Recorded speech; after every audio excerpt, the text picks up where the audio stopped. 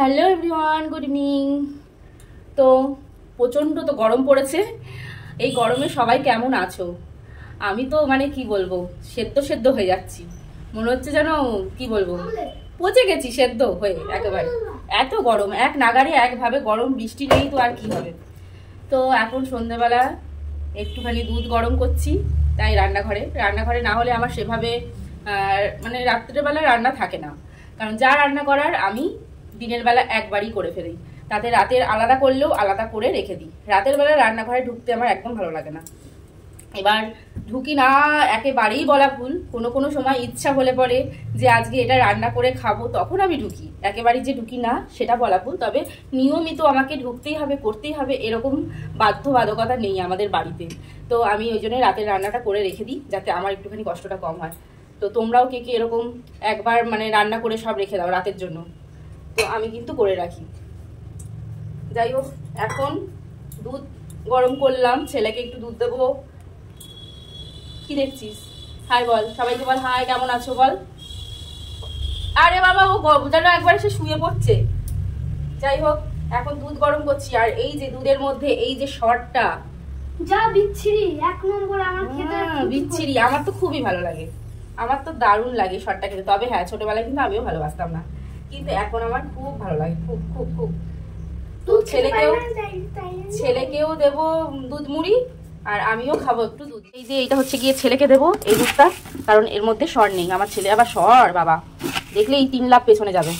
আর আমি কিন্তু অল্প একটুখানি দুধ নিই, সরটা পুরোটা দিয়ে বেশ মাখিয়ে খাবো বলে। তো এই হচ্ছে সন্ধ্যের টিফিন আমাদের। তো তোমরা বন্ধুরা কে কি টিফিন করলে সন্ধ্যাবেলায় বলো, আর তোমরা কি কি টিফিন করো? আমার কিন্তু সন্ধ্যাবেলা টিফিন সেভাবে হয় না। তো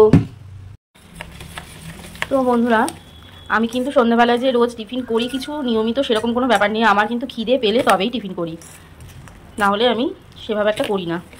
ছেলেকে এই টাইমটা দুধই দিই, দুধ মুড়িটা আমি খাই, আর আমার খেতে ভীষণ ভালো লাগে দুধ মুড়িটা। আমার খাওয়া দেখে দেখছি আমার ছেলের খুব খেতে ইচ্ছা করে, তো আমাকে সেই কারণে বলে যে মা তুমি আমাকেও একটু দুধ মুড়ি দেবে। তো সেই থেকেই দেখছি ও খাচ্ছে যখন, তাই ওকেও একটু করে দুধ মুড়ি দিচ্ছি। যাক, সন্ধ্যাবেলা টিফিনটা একটুখানি পেটটাও ভরছে, বেশ খাওয়াও হয়ে যাচ্ছে। বাইরের খাবার খাওয়ার থেকে না অনেক ভালো এই খাবারটা খাওয়া। তবে দুধের সঙ্গে প্রচুর চিনি দিয়ে খেতে চাইও, কিন্তু আমি দিই না, চিনি খাওয়া তো শরীরের পক্ষে একদমই। আরে বাপ রে বাপ, আর আমাদের এক পাখা, সে পাখা চালালে পরে তোমাদের সঙ্গে কি কথা বলবো। পাখাটা প্রচণ্ড পরিমাণে আওয়াজ হয়। দোকানে দেওয়া হয়েছিল তো তখন ওরা কোনো আওয়াজ মানে শুনতেই পাইনি। যেই বাড়িতে নিয়ে এসে পাখাটা চালানো হয়েছে সেই আওয়াজ শুরু হয়ে গেছে পাখার। তো আর কি বলবো। তবে খাই ঠিকই বন্ধুরা, তবে কিন্তু আমার ভীষণ ভয়ে ভয়ে আছি যে দুধ খেয়ে আবার আমি মোটা হয়ে যাচ্ছি না। তো তো চলো, যাই হোক, খাওয়া তো যাক, তারপর মোটা হই আর যা হই, খেয়ে আগে বাঁচি। তো তোমরাও কে কে দুধ খেতে ভালোবাসো? আমি কিন্তু ভালোবাসতাম না ছোটবেলায়, এরকম পাই না, তাই জন্য ভালোবাসি।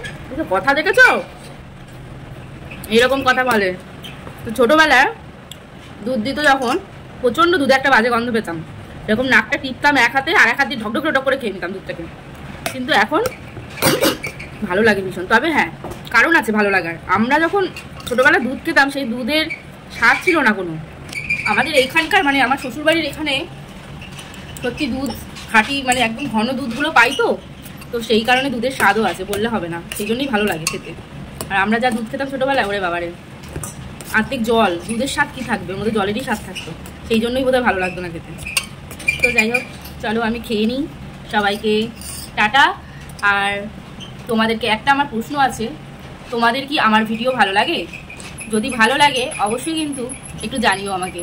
আর আমার কি টাইপের ভিডিও তোমরা দেখতে চাও, বা কেমন টাইপের ভিডিও তোমাদের ভালো লাগে, আমি যে টাইপের ভিডিও দিই, কোন ভিডিওটা বেশি ভালো লাগে অবশ্যই তোমরা কমেন্ট করে জানিও। আর কে কোথা থেকে আমার ভিডিওটা কে কোথা থেকে দেখছো অবশ্যই সেটা কমেন্ট করে জানিও।